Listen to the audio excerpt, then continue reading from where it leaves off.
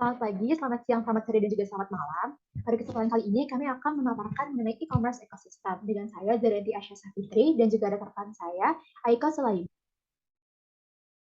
Om Akil Hansa, Amanda Khairunisa, dan Pak Fita Maiswari dari kelas Technopreneurship B. Pada pembahasan yang pertama, kita akan mengulik mengenai komponen dari e-commerce ekosistem yang ada di Indonesia. E-commerce ekosistem sendiri merupakan perantara dari suatu brand dengan customer. Di mana contoh dari komponen tersebut ada e-commerce platform, market research, consulting, e-commerce enabler, e-commerce software, marketing, payments, dan juga logistik. Contoh dari e-commerce platform sendiri terbagi menjadi tiga, yaitu B2B atau business to business, C2C atau customer to customer, dan B2C atau business to customer.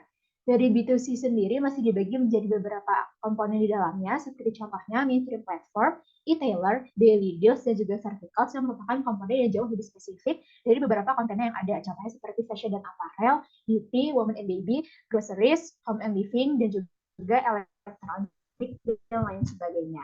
Beberapa dari contoh komponen tersebut dapat kita lihat yang mungkin sering kita jumpai dari customer to customer, yaitu dari segi marketplace. Di mana kita melihat contohnya ada seperti Bukalapak, Tokopedia, Shopee, dan semacamnya. Kemudian dari contoh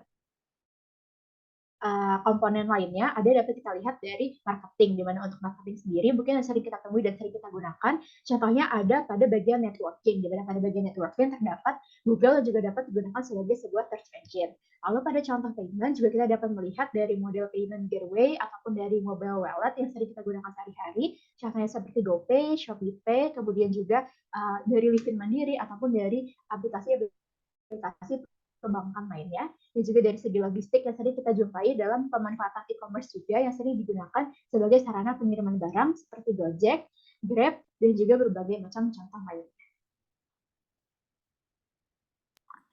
Selanjutnya yaitu proses bisnis dalam e-commerce ekosistem. Proses bisnis dalam e-commerce ekosistem sendiri umumnya dapat dilihat pada slide ini. Pertama yaitu proses marketing yang merupakan proses mengenalkan produk atau jasa agar diketahui oleh customer atau masyarakat. Proses ini didukung oleh komponen marketing, market research, consulting, dan e-commerce enabler pada ekosistem yang telah disebutkan pada sebelumnya. Selanjutnya yaitu adalah proses checkout, di mana proses ini merupakan proses ketika customer memutuskan untuk membeli produk yang diinginkan pada e-commerce. Proses ini didukung oleh komponen e-commerce platform dan juga software dari ekosistem yang telah disebutkan pada slide sebelumnya. Selanjutnya setelah itu ada proses payment, di mana adalah proses ketika customer melakukan pembayaran atas produk yang telah dibelinya. Proses ini didukung oleh komponen payment dari ekosistem. Lalu setelah order dibayar, selanjutnya akan memasuki processing order yang merupakan proses ketika order dari customer diproses oleh buyer pada e-commerce platform. Setelah order diproses, maka akan memasuki proses order fulfillment yang merupakan proses penerimaan order sampai pengiriman produk ke customer. Lalu yaitu proses terakhir adalah shipping yang merupakan proses untuk mentransport atau mengirim produk yang dibeli customer kepada customer. Proses ini didukung oleh komponen logistik pada ekosistem e-commerce. Selanjutnya adalah teknologi untuk setiap komponen. Yang pertama ada komponen e-commerce platform, di mana e-commerce platform ini dapat digunakan sebagai tempat terjadinya aktivitas-aktivitas e-commerce.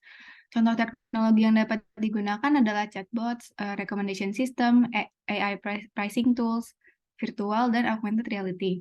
Lalu ada market research, di mana contoh teknologinya adalah data analytics, data science, AI, automation, consumer neuroscience, dan big data. Kemudian ada consulting, di mana contoh teknologinya sama dengan selanjutnya itu ada e-commerce enabler, yaitu data analytics, data science, dan AI. Kemudian ada komponen e-commerce software, di mana contoh teknologinya ada AI, web scraping, dan ERP system. Kemudian ada komponen marketing, di mana contoh teknologinya ada personalization, AI, dan machine learning. Kemudian ada predictive analytics, chatbots, marketing automation, dan programmatic advertising. Lalu ada komponen payment, di mana contoh teknologinya ada QR, virtual account, NFC, authentication, dan authorization. Lalu ada komponen logistik dengan contoh teknologinya ada GPS, AI, automation, dan cloud logistik. Selanjutnya adalah peluang yang bisa dikembangkan untuk e-commerce di Indonesia. Yang pertama adalah pemanfaatan weight sensor, shelf kamera, dan Bluetooth beacons untuk pembelanjaan. Penerapan supermarket tanpa kasir dengan teknologi weight sensor dan shelf kamera sebagai bentuk machine vision yang mengidentifikasi produk apa saja yang diambil oleh customer dari rak barang dan secara otomatis membebankan biaya pada alat pembayaran yang telah di-scan oleh customer pada saat awal masuk menggunakan Bluetooth beacon. Teknologi ini sendiri sudah diimplementasi oleh perusahaan Amazon, yaitu Amazon Go, yaitu toko tanpa kasir yang sudah ada di Amerika dan di UK. Selanjutnya adalah pemanfaatan face recognition dan card integration untuk pembelanjaan. Face recognition dapat digunakan untuk authorization dalam e-commerce. Selain itu, card integration seperti Apple Wallet yang dalam aplikasi tersebut dapat menyimpan beberapa card untuk pembayaran dapat dijadikan peluang dalam Indonesia agar payment dalam e-commerce dapat menjadi lebih. Dari peluang yang telah disebutkan pada bagian sebelumnya, untuk peluang poin pertama yaitu pemanfaatan weight sensors, shelf cameras, dan Bluetooth beacons untuk pembelanjaan, belum ada e-commerce di Indonesia yang telah mengimplementasikannya. Namun untuk poin kedua yaitu pemanfaatan face recognition untuk pembelanjaan, sudah terdapat beberapa e-commerce di Indonesia yang telah melakukan modifikasi maupun kombinasi untuk pengimplementasiannya. Contohnya adalah Shopee, Tokopedia, Blibli, dan Lazada, di mana e-commerce tersebut memanfaatkan face recognition untuk user melakukan login maupun pembayaran terhadap pembelian produk yang dilakukannya. Akan tetapi untuk cart integration untuk pembelanjaan, sama seperti pada poin pertama, belum terdapat e-commerce di Indonesia yang memodifikasi dan melakukan kombinasi dari peluang tersebut.